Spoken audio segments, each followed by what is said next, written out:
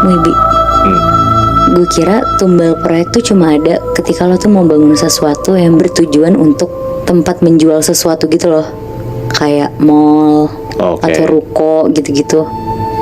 Gak taunya gue baru tahu kalau proyek pembangunan jembatan tuh juga perlu tumbal proyek. Jadi gue dapet cerita ini dari salah satu pendengar kita. Katanya sekitar tahun 2000 tuh ada proyek pembangunan jembatan di daerah Kalimantan. Katanya proyek pembangunan ini tuh makan waktu selama bertahun-tahun gitu, selama proses pembuatannya. Jadi ada mandornya, kita sebut aja Pak Karto. Pas ditunjuk untuk ngebangun proyek jembatan ini, Pak Karto tuh seneng banget, karena ini tuh kalau dilihat-lihat lagi kan proyek gede ya, maybe. Singkat cerita mulai nih proses pembangunannya. Selama pembangunan tuh lancar-lancar aja maybe. Tapi ada tiang yang gak bisa berdiri kokoh gitu. Udah dicoba berbagai cara, di semen, pakai beton, pakai ini itu tuh tetap aja nggak bisa berdiri sempurna kayak bangunan-bangunan lainnya Pak Karto ini. Semua kuli di situ tuh bingung banget, benar-benar nggak kayak biasanya banget lah. Sampai proyeknya tuh sempat di hold dulu beberapa hari, dan Pak Karto tuh ngehubungin teman sesama mandor lainnya. Dia konsul lah panjang lebar, dan temennya tuh bilang, "Loh, kamu nggak pakai Mbah Wiryo emang?" Di situ Pak Karto tuh bingung. Akhirnya dijelasin lah sama temennya. Jadi si Mbak Wiryo ini tuh emang orang pintar yang selalu ngebantu proyek-proyek gede biar lancar. Disuruh lah tuh Pak Karto ke Mbak Wiryo ini. Besokannya pagi-pagi kayak jam 9-an, Pak Karto jalan tuh ke tempatnya Mbah Wiryo. Agak jauh kayak masuk-masuk ke pedalaman sawah gitu. Sampai akhirnya ketemu nih rumahnya. Di situ Pak Karto tuh langsung memperkenalkan diri dan ngasih tahu tuh apa aja keluhannya selama proyek pembangunan. Langsung disuruh tuh sama Mbak Wiryo untuk nanam kepala kerbau di lokasi pembangunan proyek, dan kayak dikasih bacaan-bacaan juga gitu. Akhirnya Pak Karto tuh langsung ke lokasi pembangunan dan minta tolong temennya buat cariin kepala kerbau buat ditanam. Pas udah ditanam, besokannya tuh Pak Karto langsung nyuruh semua kuli untuk ngelanjutin pembangunannya pagi-pagi. Nah pas besokannya ini Muimbi, tetap sama tuh ternyata bangunan tiangnya tuh tetap nggak bisa kokoh, dan Pak Karto di situ tuh udah kebingungan banget. Nah karena kemarin udah minta nomor telepon si Mbah Wiryo, langsung lah pada saat itu juga dia nelfon Mbah Wiryo pakai HP-nya. Dikasih tahu tuh kalau ini tuh tetap nggak berfungsi, padahal si Pak Karto tuh udah nanam sesuai petunjuk. Bahkan sampai didoa-doain juga tetap nggak bisa. Akhirnya si Mbak Wiryo tuh di situ langsung nyuruh Pak Karto untuk nyari tumbal lainnya. Tapi Muibi, kali ini tuh udah bukan binatang lagi, tapi manusia. Kaget banget tuh sebenarnya si Pak Karto ngedenger itu. Tapi demi keberhasilan proyek ini, Pak Karto tuh rela buat dengerin si Mbah Wiryo. Di situ Pak Karto diminta untuk cari tumbal 2 kuli yang kerja di situ juga. Nah, karena si Pak Karto bingung untuk ngerjain ini sendirian, akhirnya dia ngajak satu orang kepercayaannya yang udah kerja bareng sama Pak Karto dari lama. Tapi kuli juga, Nap? Kuli juga sih, Muy. Tapi dia tuh orang kepercayaannya sih Pak Karto ini, bisa dibilang kayak asistennya gitulah. Nah, sebut aja namanya tuh Mas Raihan. Diceritain lah semuanya ke Mas Raihan ini. Dan Mas Raihan di situ tuh ngasih tahu gimana kalau ngerjain proyek ini tuh pas lagi hujan gede. Jadi tuh jalanan licin dan dibikin celaka aja. Nanti dibantu senggol sama Mas Raihan. Pokoknya ini tuh kalau dibayangin tuh bener-bener di luar nalar banget Muimbi. Gue aja sampai ngilu sendiri. Terus abis itu akhirnya udah nih, karena musim hujan juga, pas banget lagi ngerjain proyek tuh hujan deras. Pas lagi hujan-hujannya, semua kuli tuh disuruh tetap kerja karena ngejar target waktu. Terus ada nih satu kuli namanya Mas Riko.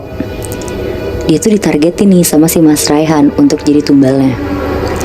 Jadi si Mas Riko ini tuh lagi ngecek sambungan besi tiang di bawah jembatan. Nah, karena di situ hujannya lagi deras banget, pasti kan airnya tuh kena mata terus kan. Jadi si Mas Riko ini tuh nggak bisa ngeliat jelas-jelas banget lah, karena di situ dia tuh juga terus-terusan ngelap mukanya pakai tangannya dia.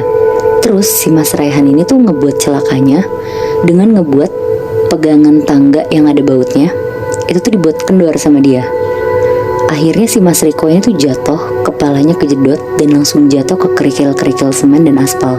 Anjir. Di situ langsung berdarah-darah dia kepalanya, dan pas berusaha digerak-gerakin, Mas Riko ini tuh udah nggak bernyawa. Anjir. Nah, lega banget tuh Pak Karto di situ. Sebenarnya dia tuh nggak tega juga ya, cuma mau gimana lagi, demi keberhasilan proyeknya, dia jadi harus tega aja di situ. Nah, untuk kuli yang satu lagi, mereka masih bingung tuh gimana caranya, karena setelah kejadian si Mas Riko, kuli-kuli yang lain kan pasti akan lebih ekstra hati-hati kan dari kemarin. Di situ Pak Karto tuh bener-bener masih mikir tuh caranya gimana.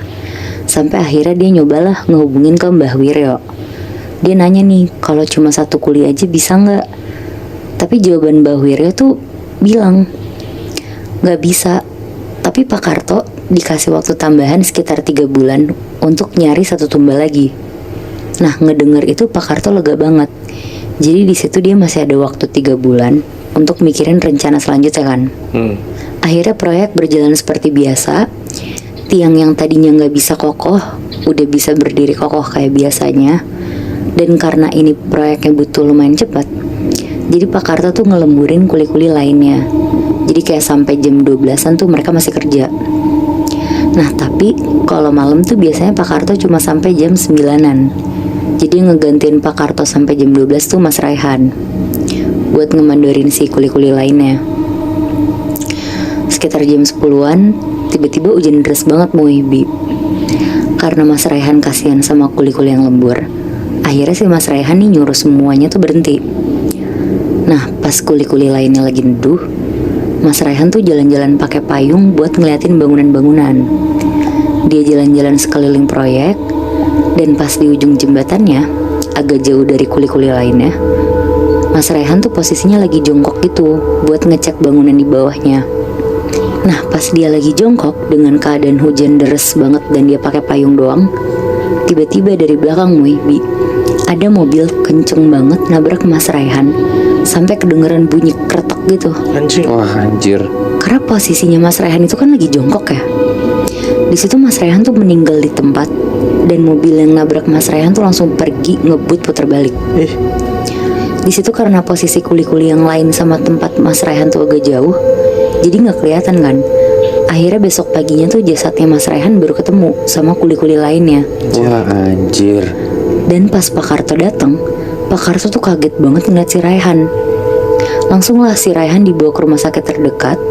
Tapi ya walaupun kondisinya si Mas Raihan juga udah sampai putih satu badan gitu, jadi emang gak bisa berharap apa-apa lagi sih Bi.